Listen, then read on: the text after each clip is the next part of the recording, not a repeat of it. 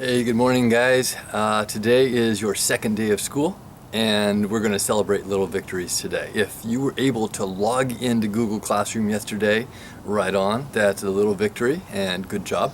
If you were able to log into Google Classroom and go to Microsoft Teams and join your Teams meeting, that's excellent. Yay, big deal, really. Seriously, because I know I had a lot of problems yesterday, particularly with attendance, with getting everybody in, and we're all being really forgiving right now, so don't sweat it, don't worry about it, but we're going to celebrate that.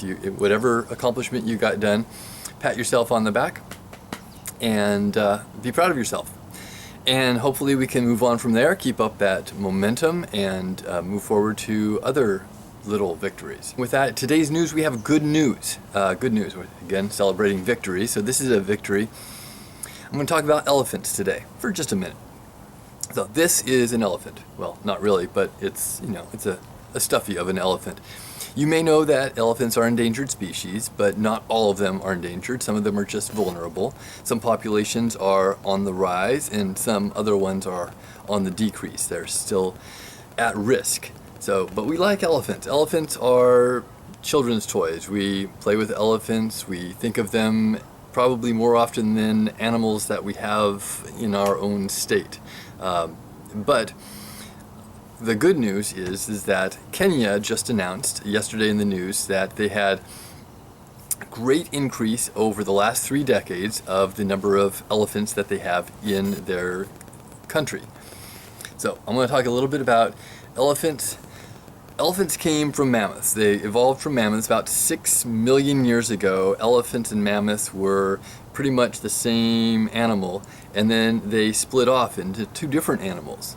And elephants were in California, woolly mammoths were in California. We have fossil evidence of that.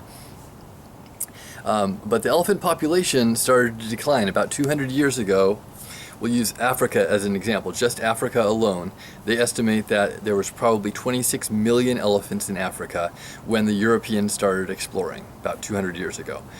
And then from there, the Europeans started cutting down habitat, cutting down forests, hunting, poaching, killing off elephants for their tusks, and the population started dropping and dropping and dropping to the point that about 1989, they had about 500,000 elephants, going from 26 million down to 500,000. That is a huge decrease, and it was a rapid decrease that we're heading for the extinction of elephants.